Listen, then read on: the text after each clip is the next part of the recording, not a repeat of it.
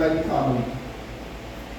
So the whole of Arabia was divided into feudal tribes and clans that determined to avenge the death of one of their numbers. Now fighting then was seen as a very honorable occupation, and travel was very, very dangerous. Now, religiously, the peninsula in Mecca, in Arabia, had various beliefs and practices. One of the major things was idol worship. And there was a pantheon of gods, and there was a high god, so that their focal point was centered on something called the Kaaba. They were supposed to make something called Hajj. So they go to the Kaaba.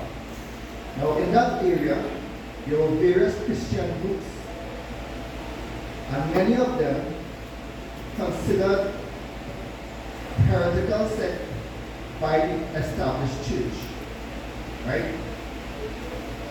And they found their way into Arabia. Now, they existed alongside the Jews and the idol worshippers.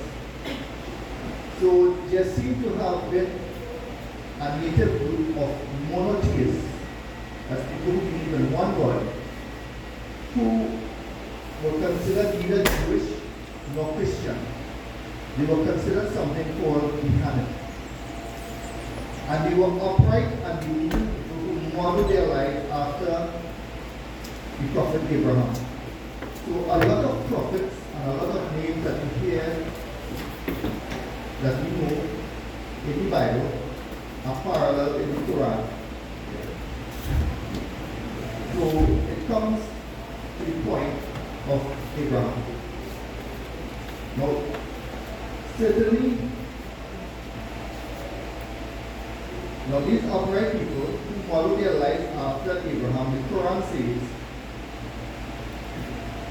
in truth was not a Jew, neither a Christian, but a Muslim, one that is pure in faith.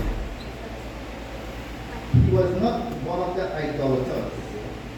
And there is little doubt that during the time of Prophet Muhammad, that this sense of the term planet included a sense of purity and uprightness. Now, it seems that Prophet Muhammad was a Hanif, or he was considerably influenced by those people.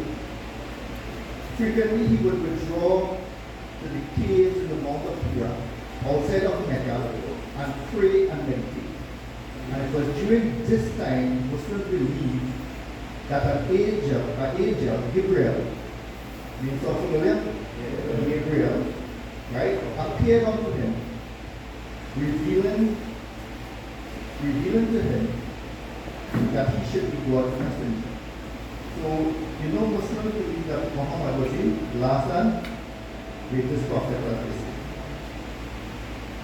In the beginning of his lifelong mission of calling people of Arabia back to the original Islam,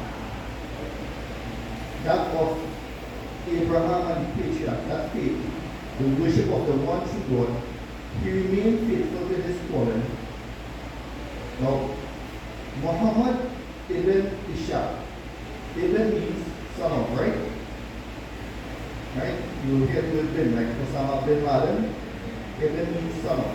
Muhammad ibn Ishaq, Muhammad's first biographer, records the time of Muhammad, that Muhammad received his first revelation that will later to form the Quran.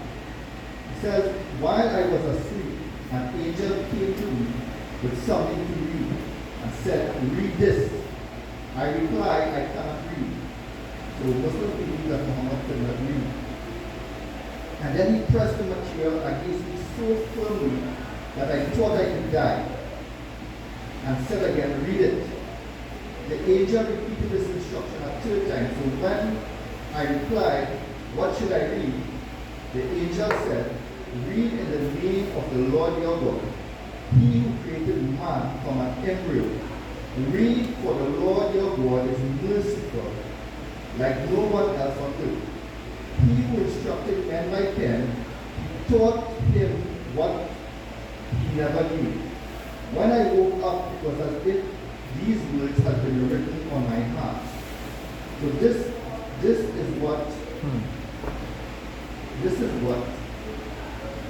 Muhammad, it is recorded of him. Now, what we have to understand is this. This is the first one. That there are three monotheistic religions in the world that we even want to: Judaism, Christianity, and Islam. Yeah, right? So we move on.